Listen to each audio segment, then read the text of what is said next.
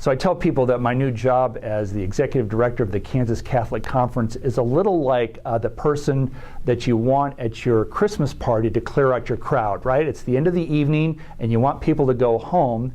And how do you get people to go home? You either talk about politics or religion. Well, I'm talking about politics and religion 24/7 all the time. So it's a tough job, but I really enjoy it.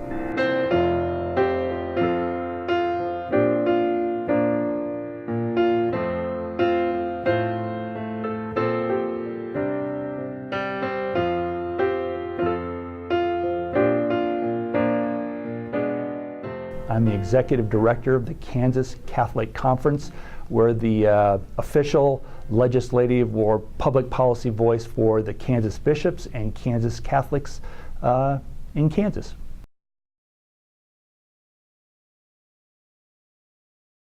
I think one of the disappointing things that we've heard so far from Governor-elect Kelly is that in her first news conference, she immediately said that she was going to direct her staff to find ways not to enforce the Adoption Protection Act. So it's one thing to oppose legislation, and it's a whole other thing to say, I'm going to look for ways not to obey the law. So the Adoption Protection Act was the priority legislative piece for the Kansas Catholic Conference this last session. And what it does, it just protects agencies like Catholic Charities from allowing us to adopt or place children in homes with a married mom and dad. That's all it does. It just protects our First Amendment right to do that.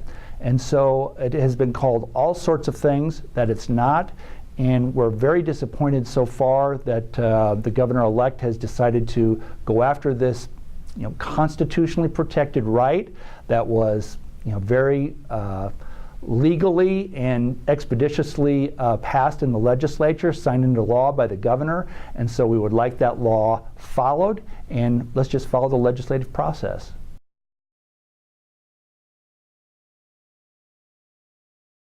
Medicaid expansion is going to be one of the hot button issues for the 2019 legislature. The position of the Kansas Catholic Conference is in support of Medicaid expansion with strong reservations.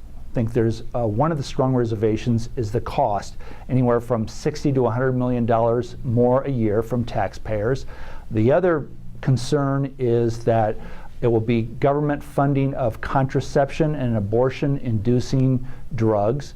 And there's a third sort of concern that we're surfacing now that we're doing some research on, which would be sex reassignment surgery. Do we want government paying for sex reassignment surgery for people who identify as a man or a woman, but their biological sex is the opposite of that?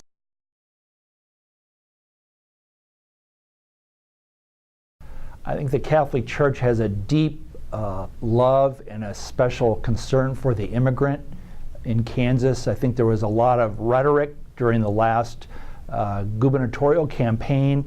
The fact of the matter is that there's not a lot we can do on the state level in terms of immigration and justice for the immigrant.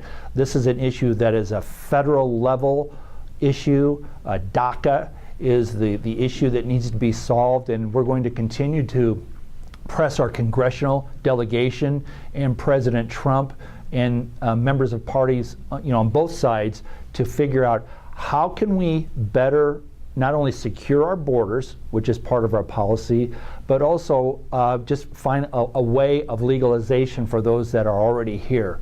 Not really amnesty per se, but a process that is practical and also just really at the bottom line in our Catholic ethos is justice for the immigrant who is coming to the United States seeking a better life.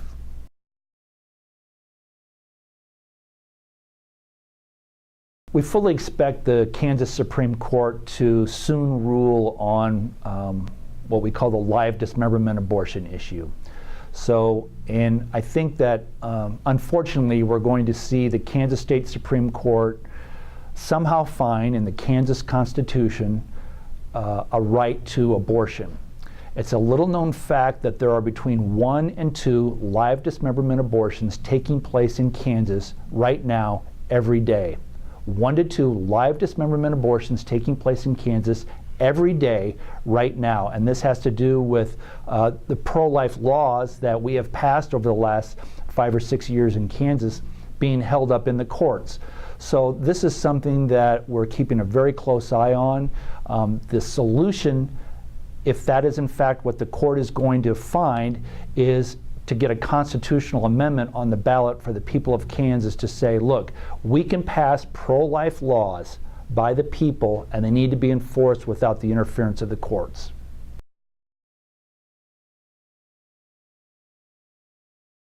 SOGI is an acronym for sexual orientation, gender identity.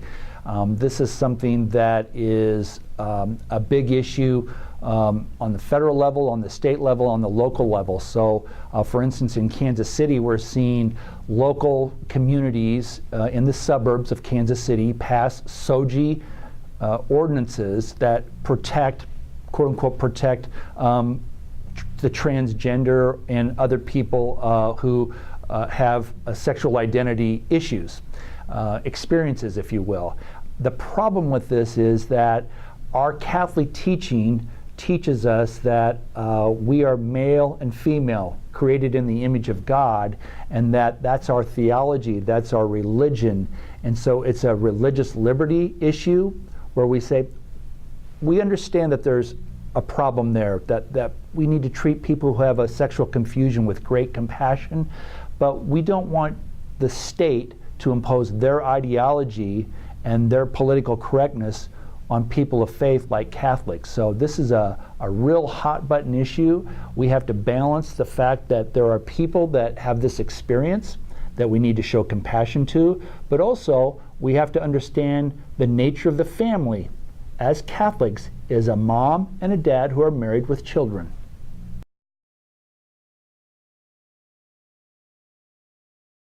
So it's almost a foregone conclusion that gambling in Kansas is going to be expanded. And by expanded gambling, we're talking about sports book. This could be as wide-ranging as having an app on your phone and placing a bet on the Chiefs-Chargers game this Sunday. So we already have casinos, right? We already have lottery tickets, but this is going to greatly expand gambling in Kansas, and the consequence of that is that our social service agencies, like Catholic Charities and others, are going to have to pick up the pieces when men or women, inevitably, we know this by the data out there, are going to spend more of their paycheck, maybe even most of their paycheck or all of their paycheck on sportsbook or gambling.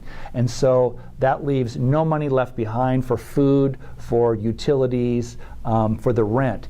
And so we're going to make sure that the problem gambling fund that is now in statute, make sure that that money is going to the right places, because everybody I think in Kansas, or not everybody, but there's a great, I think, fervor to be able to gamble. But what you don't see are the hidden costs of gambling, and our social service agencies like Catholic Charities are there to pick up the pieces. We need resources to be able to do that.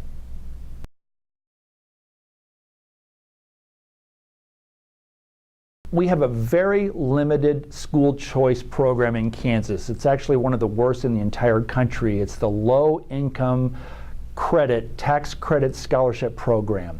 And this is an opportunity where we have people in low income situations who are in failing schools.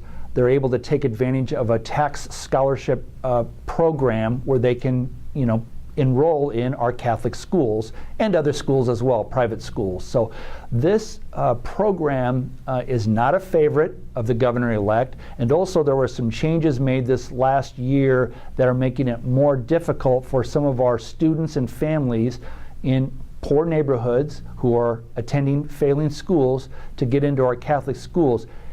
Educational opportunity is the great equalizer, and I think this is a great tradition of the Catholic Church going back many centuries, where educators going back to St. Charles Borromeo and even before that, the Catholic Church has always tried to be a bastion and a a leader in providing educational opportunities. So we want to make sure that Kansas at least gets back to where we were before in terms of educational opportunities for the poor, and if possible, expand educational opportunities.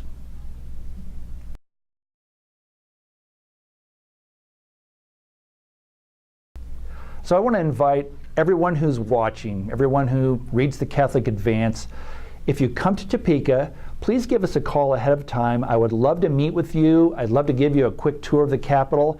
And more importantly than that, I would love to have you engaged on our issues. It's one thing for Chuck Weber as a representative of the Catholic Church to talk to the governor and legislators.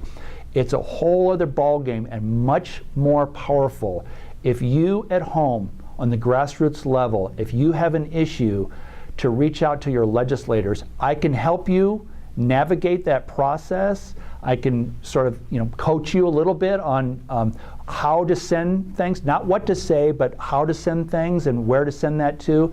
I desperately need your input in public policy in Topeka, because the Catholic in the pew is impacted by this most of all, and so please get involved and let me know how I can help you.